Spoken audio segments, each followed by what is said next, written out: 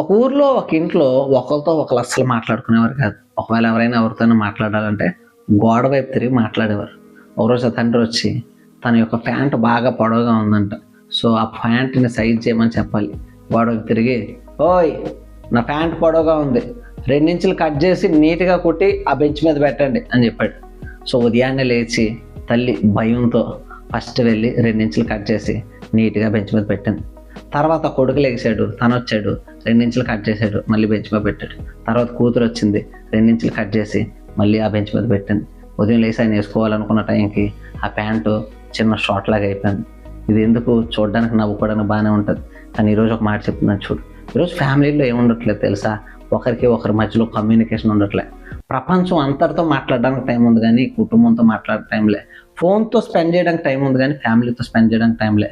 ఈరోజు నీతో చెప్తున్నా, ఫ్యామిలీ, హెల్దీ ఫ్యామిలీ, దేవుడు కోరుకునే ఫ్యామిలీ ఏంటో తెలుసా?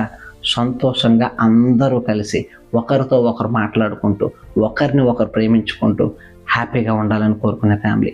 ఆ ఫ్యామిలీ నీ ఫ్యామిలీ అవ్వాలని నేను కోరుకుంటున్నాను.